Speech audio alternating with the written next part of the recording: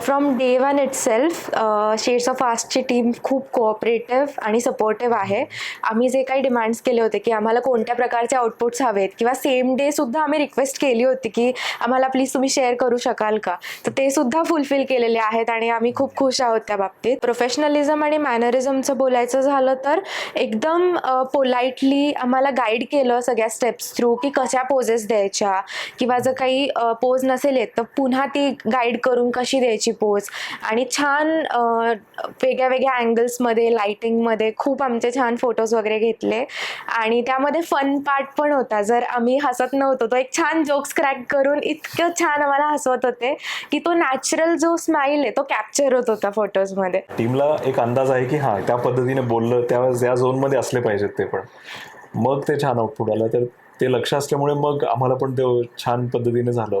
तसं रील्सचं म्हणत होते की हां आता ते त्याच दिवशी शेअर करायला काही ना काहीतरी पाहिजे असतं. तर मग ते एक मिळालं की त्याच उत्साहामध्ये ते शेअर झालं. त्यामुळे ते पूर्वाला खूप आवडलं. मी इन्स्टावर नाही एवढं.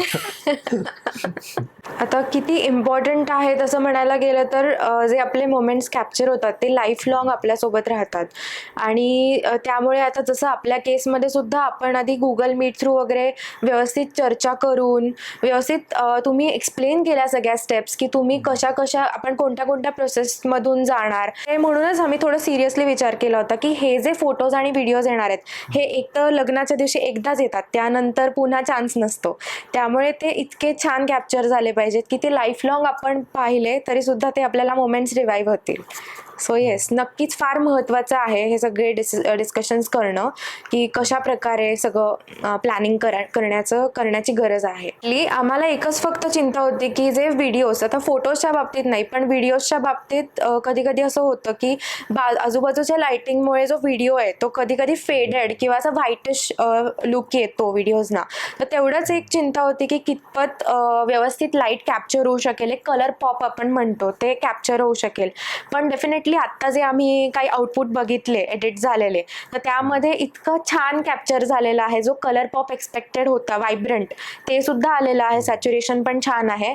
आणि yes, satisfied, we are totally satisfied. आधीच्या जे आम्ही इव्हेंट्स होते त्याच्यामध्ये एक्सपिरियन्सेसने कळलं की हां असं इथं व्हाईट वॉश होतंय.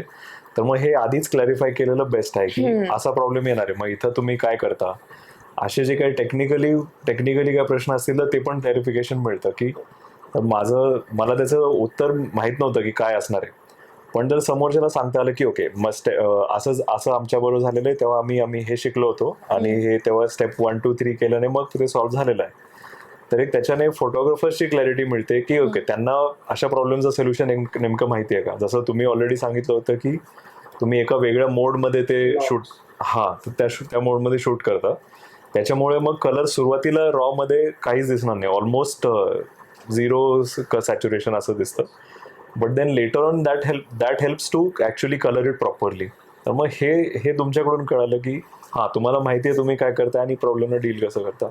जसे आमचे आउटफिट्स आहेत, आउटफिट्सनुसार मग बॅकग्राऊंडमध्ये काय छान दिसेल याच्यामध्ये तुम्ही पण इनपुट द्यायला तयार होते की आपण मागे कोणते कलर्स असले पाहिजे, कोणते कॉम्प्लिमेंटरी छान दिसतील, किंवा अजून काही जर नुसतंच खूप प्लेन बॅकग्राऊंड वाटत असेल तर काही एलिमेंट्स त्याच्यामध्ये ॲड करता येतील.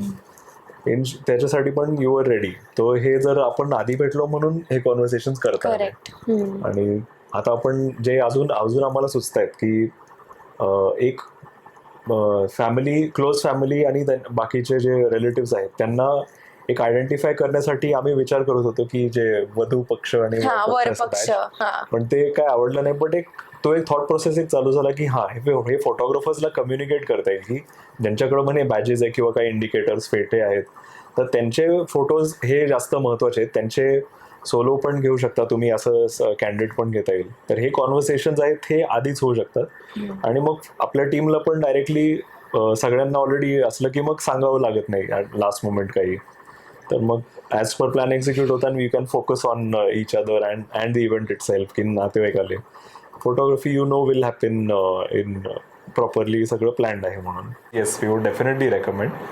आणि माझ्या सुद्धा Overall केसमध्ये मला पण काही जे फोटोज जे सेम डे शेअर केले होते ते मी पाठवले होते काही रिलेटिव्सना फ्रेंड्सना, आणि ते पाहून मला पण विचारलं होतं कोण आहेत नक्की तुमचे फोटोग्राफर, म्हणजे खूपच आवडले फोटोज वगैरे, तर मी ऑलरेडी रेकमेंड केलेलं आहे ना.